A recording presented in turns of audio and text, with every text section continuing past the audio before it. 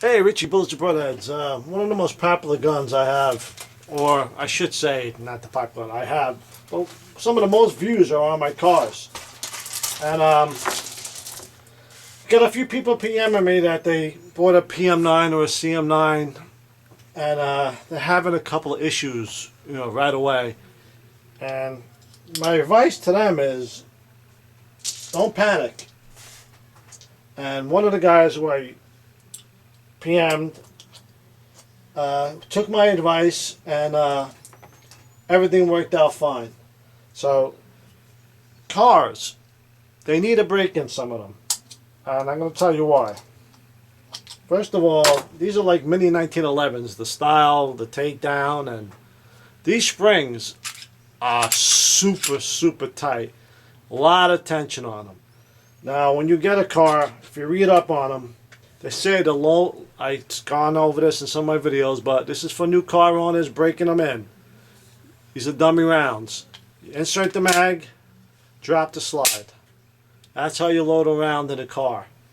Now eventually, after a few hundred rounds, you should be able to rack it a normal way, and you won't have any more issues. Now, I also had a guy who bought actually a retired police officer who wanted to carry. He bought a PM9, and first 100 rounds, he said he had about a dozen malfunctions, and I was like, really? I go, you mind if I take a look at the gun? Maybe, something I can do with it? And he said, yeah, go ahead. So I took the gun, I cleaned it, took it to the range, and I fired one box of ammo, and I had about 3 malfunctions, which is a lot. So I took it home, cleaned it again, and that night I must have racked the slide about 100 times, and I left it in my safe like this for about 2 nights. And I did maybe a little polishing to the frame wrap. I can't remember if I did that to his or not, but these frame wraps are polished anyway. They're really nice. And I took it to the range and fired one more box of ammo, and not one malfunction. Because most of the times with these guns, the spring has to be broken in. So if you guys get a Kahr, CM, PN, CW, follow the owner's manual. If you get a couple of malfunctions your first 100, I know ammo is expensive right now, and people don't want to go through 300 rounds to make sure it's reliable. But if you call up Kahr, they're going to ask you how many rounds you have to the gun.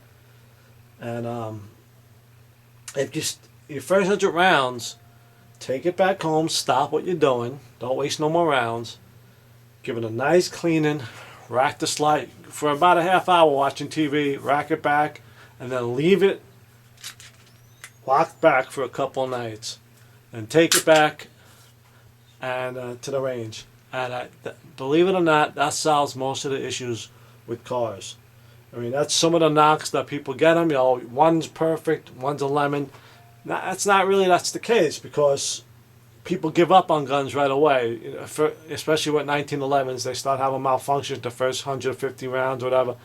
And there's something wrong with this gun. Some guns are not all Glocks. Glocks right out of the box, you shouldn't have any problems. But some guns, like Pete says from the Armory Channel, every gun is an individual. I had 2 of these, and I never had an issue right out of the box. I take it home, clean it. I do lock it back overnight till I go to the range, and I go to the range, and I never had a problem with these. Now, these are great pocket 9s. These Kahr CM9s for the money. I think they're better value than a PM9, to be honest with you. But Kahr overall is a good gun. Very reliable, built solid, and very tight. So they're like mini 1911s. The style and everything else, but they require a break-in. So if you're having problems with your brand new car, just give it a try with what I said. Don't panic. People panic their first 100 rounds when they start having malfunctions. A lot of it's, like I always say, is recoil spring related or magazine related. That's why I number my mags. This one is number 1. You can see it. And especially with 1911s, guys. But with cars, just leave it locked back for a little while, a couple of nights, then take it to the range and see if you're still having the same problems. After 200, 250 rounds, they should smooth out. And once they do, they're very reliable. And I love these guns. I never had a problem with them. So that's how you break in a car. Just wanted to go over that with some people because I did get two PMs about cars. One guy was having a problem. I think it was his PM9. No, I can't remember 100% sure. And I told him what to do, and then he PM me back and said, "Thank you, running like a clock." So that's how you break in a car, guys. Some of them right out of the box are fine, but if you get a brand new car, even with most guns, you can leave it locked back overnight or a couple nights, and it ain't gonna kill a gun. Nothing's wrong. Nothing bad's gonna happen, because the recoil spring has to be broken in a little bit. And that's it. How to break in a car. Bullets and broadheads out.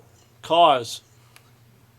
Little pricey, some of them, but they are great guns, especially the CM9s. Take care, guys. Bullets and broadheads out.